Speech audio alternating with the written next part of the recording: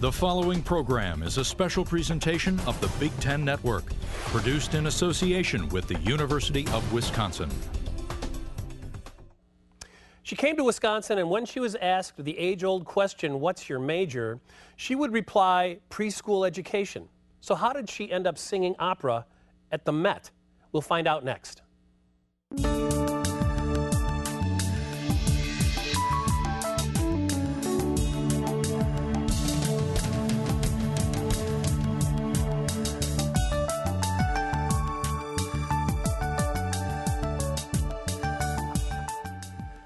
Her voice has carried her around the world, singing everything from Bach to Verdi's Requiem, and she's performed with the Metropolitan Opera in New York and the University of Wisconsin Marching Band. Mezzo-soprano Reuter Foss came to Madison wanting to be part of the college swing choir, and she ended up singing opera. Call her the unlikely diva, and she joins us today. Kit, welcome to the show. Thank you very much. How you doing?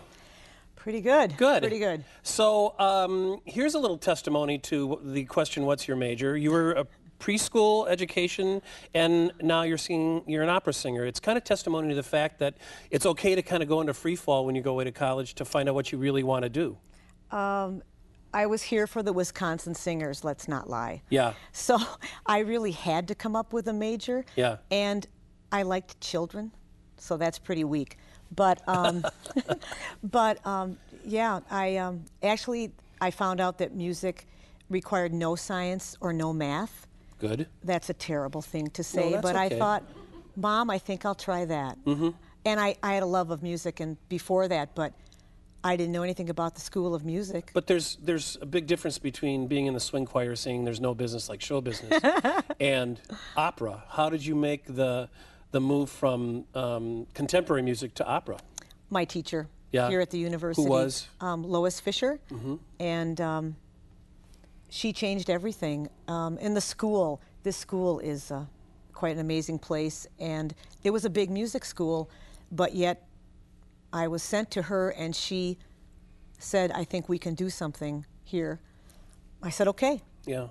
Do you remember when that change or that moment happened, or was it gradual? Was it incremental, or did all of a sudden one day you said, oh my God, I'm an opera singer now? She heard it in my lesson, and I can remember the lesson where she said, I think you can do this. I didn't really quite understand what that meant, the whole picture, but I thought, okay, and I sang an aria from Faust, and she said, yeah, you can do this. What's the lesson here for an undergrad at Wisconsin? What's the lesson beyond music, beyond the music lesson, if you will, about being open to what you could be? Well, this is a phenomenal university, and I think that there's so many things here. There's a liveliness here. There's a real chance to grow. And my teacher in the music school, they just said, okay, let's try it. And a lot of people came in much more prepared than me. I've always said to my kids who are students here, it's okay to not know what you're going to do. In Absolutely. fact, I distrust anyone who's a freshman or sophomore and they know what they're going to be and what their major is. There's something to be said for going into intellectual, cultural free fall for a few years at this point in your life so that you can come to rest somewhere where you have a passion, to find a passion. When I teach voice in a studio at home, and a lot of times the parents come in and they sit down, I can see on their faces. They look at me and they say, what if she can't get a job? What if he can't do this for a living? And I understand their concern. My answer is, if they can't live a day without doing this, singing, acting, dancing, they should look into it. But have a backup plan. My backup plan was a master's degree and wanting to be a voice teacher. So whenever I'm not on the road, I run a studio and I love it. But that was my backup plan. I had 2 small children. 2% of people make a living just doing opera. How hard is it to make a living in the arts? Let's see. If you're Michael Jordan, would it be difficult to be a basketball player? No. I am not comparing myself to Michael Jordan. Right. There are people that have Beverly Sills, we were talking about, Pavarotti. They're going to make it to the top. They're incredible talents. But there are other levels, regional opera, regional theater, regional dance. If you stay with it, you don't give up, and if it is your passion, there has to be a little bit of luck. You wake up in the morning, your voice is scratchy, you're singing for a large crowd in the Metropolitan Opera that evening. What do you do? First of all, at the Met, you're blessed because it's so big and you give it your best.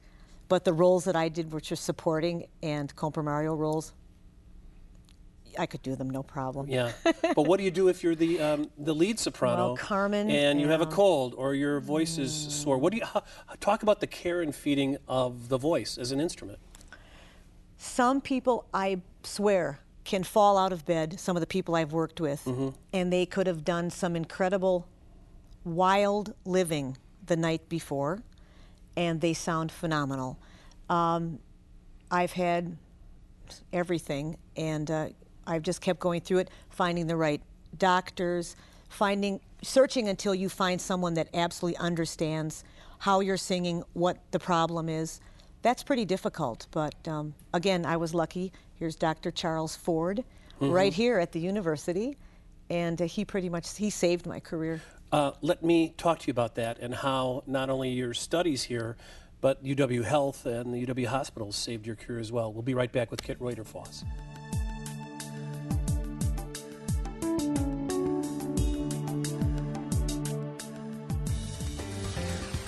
This production of Wisconsin Reflections is produced by University Communications at the University of Wisconsin-Madison.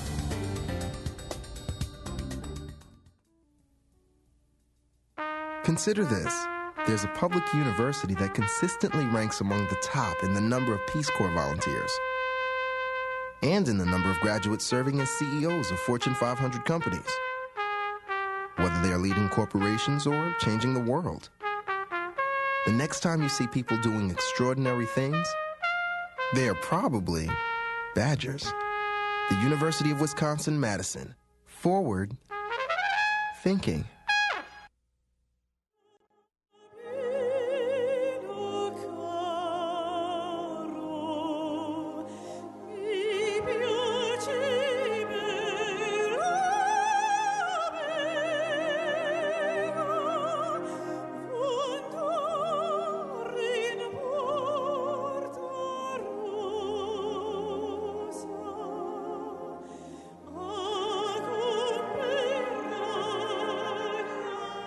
That's our guest, Kit Reuter Foss, with Michael LaCrone, UW Band, in concert. You're an opera singer using a microphone there, which is an exception to the rule. That's you have nice. A story about that dress. What's the story? I do. I have a lot of gowns for different occasions. That one was sent to me by a soprano from New Jersey.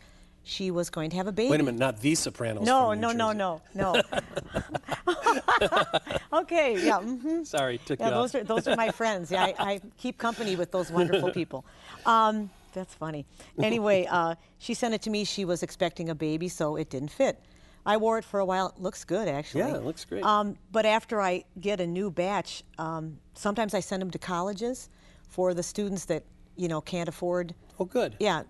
But this one, I hate to say it, I sent it to Goodwill, and I was doing a show in the community, and I looked at this girl's dress. I thought, that's really pretty. And I got closer and closer, and I grabbed it, and I looked at the tag. It was mine. Oh, very nice. I gave that one away. I was like, ooh, that's looking good. Opera. The light went on for me. I had a passing interest in it. And then the three tenors burst upon the scene back in the late 80s, early 90s. And it really did something for opera. My first question is, why hasn't there been a three sopranos? And my answer is there was. But it wasn't as big? No. I've sung with two of them, and they're wonderful sopranos. Boy, I can't say that. The tenors do have the exciting, well-known literature, Pieces, the arias. yeah. Sopranos have, of course, they have some. They're big stars. All three of them are superstars. Another thing is there aren't as many tenors as there are sopranos. I don't know what the ratio is, but so there's a lot of fantastic sopranos. But I would say in the last 20 to 30 years, those three are superstars. Who are they? Carreras, Jose Carreras, Right. Placido Domingo. No, I meant the sopranos. Well, who are the big sopranos? Well, it depends again on what Fach. Fach is the area. Right. Oh, you know, Beverly Sills, of course. Who just passed this year, as Right. well as Luciano Pavarotti. Right, Did you right. work with either of them? Beverly Sills, no. Pavarotti was at the Met doing a different opera, but he did pass my locker. Beautiful. And I just stared Sure. at the Met. That Why happened was he a so lot. special? I think he had probably one of the most beautiful voices of the 20th century. He had a wonderful, likable personality. He sold his work. He sold it dramatically, I always thought. Everyone was in love with him, the White Handkerchief. Yeah. I think he had a way, the music, of course, was exquisite. I think he had a way of bringing opera to everyone, Right. I think. And speaking of opera to everyone, the Blue Jean Diva today, what's your favorite piece and why? Favorite opera? Yeah. Favorite role? Favorite piece piece that you've sung? Uh-oh. Was that a bad question? Which genre? Opera. Okay. The favorite. Not that. Not that. I guess I should ask you which ones aren't your favorite. Oh, I think singing in any Mozart opera, this is going to sound crazy, but the group pieces, the quartets, the quintets, they're like an incredible, wonderful puzzle. And I find that so much fun to do. There are some beautiful arias. Again, I think Mozart is my favorite. Is there any young contemporary female singer that you've seen where you went, wow, that girl can sing? Any that turns your head technically? Oh, a lot of them. A lot of them. Stephanie Blythe. I can't even come close to naming them all. And again, at City Opera in New York, where they tend to bring young, starting. Mary Jane Blythe, is that who you're talking about? Anyway, I sang with them. We went to Japan and did Little Women. All three of these young ladies were incredible. And they're at City Opera. I don't know how far their career is going to go, but they were incredible singers. Yeah. And no one would know who they were. Yeah, why do you have to be of a certain age to appreciate opera? I do have some students that come in, and that's very rare. Well, these are great questions. When are you moved by a melody? Right. My daughter went to a butterfly that I was doing when she was 6, and she said, "Grandma, this makes my ears cry." So she was 6. That's good. We're going to be right back. We're going to hear more about what happened to Kit that allowed her to keep singing and how that happened here in Madison.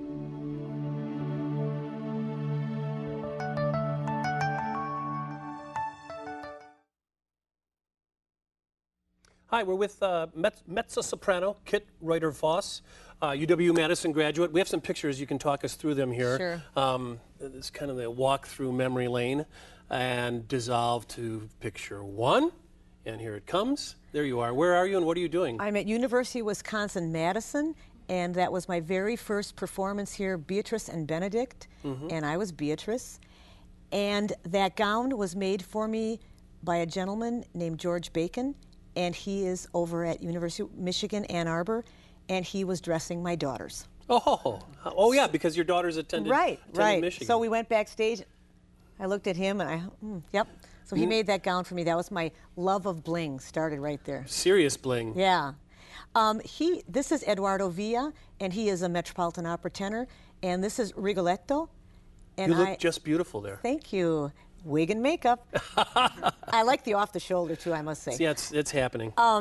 But he's very large. I couldn't get my hands around his neck. So, I mean, not to choke him, but to be loving. So we rested them there. Sure. But yeah, I'm the Maddalena, the tavern-working woman of questionable repute. Ill repute. Which goes with a tenor. Sure. This is the Met, and this is Rusalka. And this was the house debut, which means they'd never done this at the Met before. And those are 2 fantastic singers. And we were the 3 wood nymphs. And I was first cast for that, which means I have a cover. And I had red hair. What does a cover mean? A cover is someone that's waiting backstage in case I would not get out of the pond. Oh. We jumped in and out of the pond. You can see the reeds. And I had dyed my hair with dye from the drugstore, and it was really quite red, and they loved it. So they didn't wig me. They just gave me the wonderful makeup. Oh, that's my new Yorkie puppy. Did I send that? I have no idea. That's Because I was going to say, I cannot believe your makeup in this shot. That's Violet. Oh, It never hurts to show a dog on TV. Oh, that's my diva dog. I have a question for you. What's the difference between American popular musicals, Broadway, and opera? Nowadays, the musicals are mic'd. They have backup singers in booths that really fill in the chorus. Really? Yeah, it's amazing. That's cheating. No, it's wonderful because those parts are really important for the whole musical experience. And of course, there are opera choruses, but everything in musical theater is mic'd. How is musical theater in terms of structure and storytelling different than opera? Storytelling, I would say, is not different. Of course, they add, you can tell I love musical theater, but they add the choreography and yeah, you don't have choreography. Spoken dialogue most of the time. Very little spoken dialogue in opera. Your voice was in jeopardy, and you found the solution to your problem where you went to school here in Madison. Tell me about that. We've got about a minute or two here before we go to break. An ENT said you have to go to Dr. Charles Ford. Of course, I live here, so went to him. We he diagnosed, did a surgery, vocal cord surgery, and then a fellow surgeon did a stomach surgery for acid reflux, and my voice came back immediately. And up to That's that point, not always the case with singers. I know. Ask Julie Andrews. I know. And I just learned this from Dr. Ford last week. If you have scar tissue on the vocal folds, that's done. But there are other things that can be repaired, nodules, polyps, cysts, and I believe because of my acid reflux, I've had all of them. Right. And now you don't. Nope. Great. When we come back, I want Kit to offer her advice to any young aspiring singers. We'll be back in just a sec.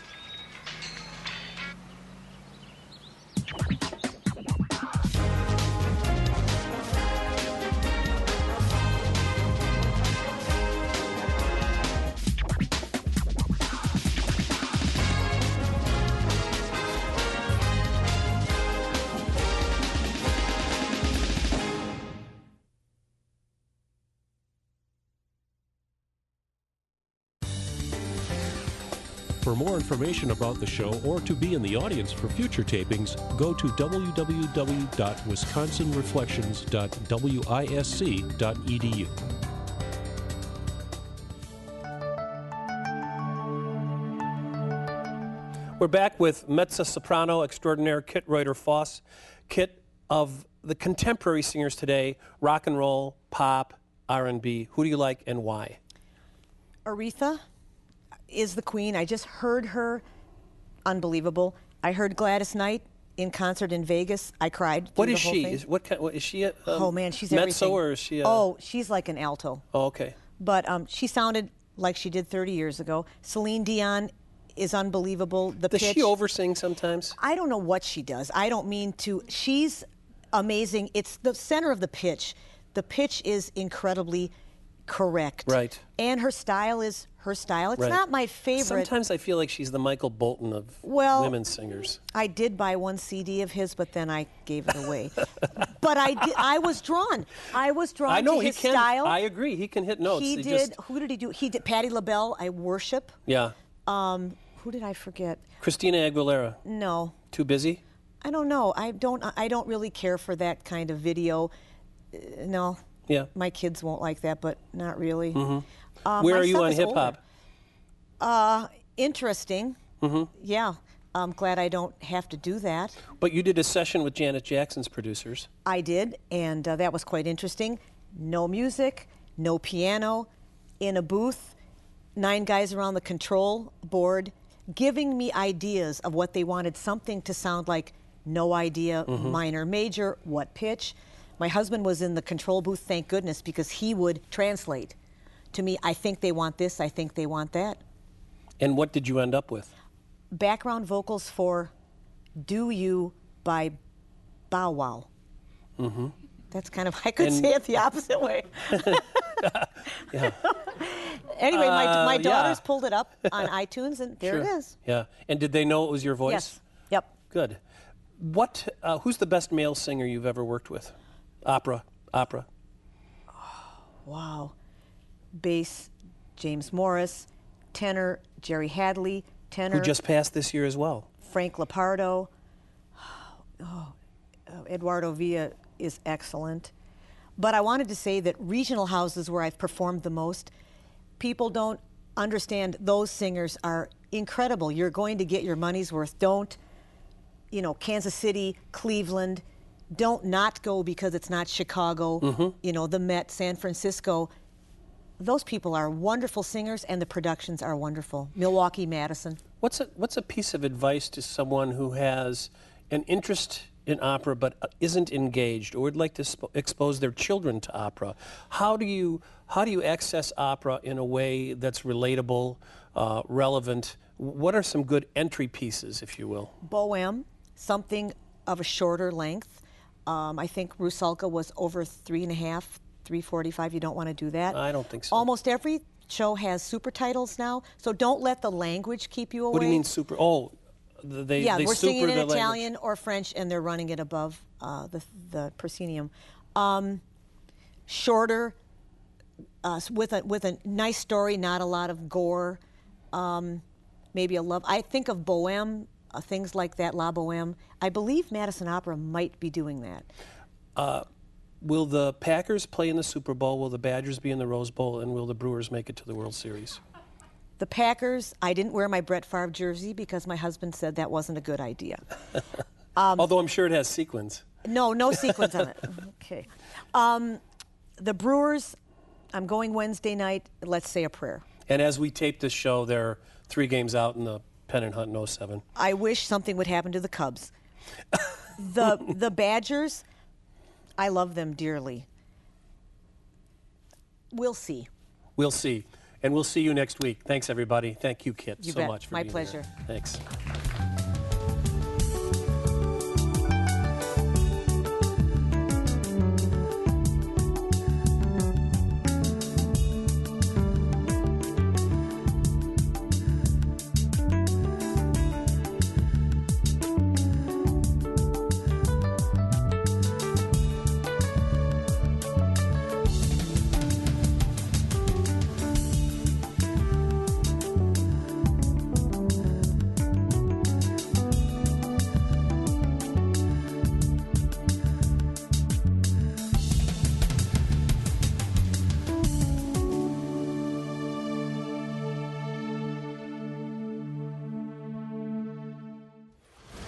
The preceding program was produced by the University of Wisconsin in association with the Big Ten Network.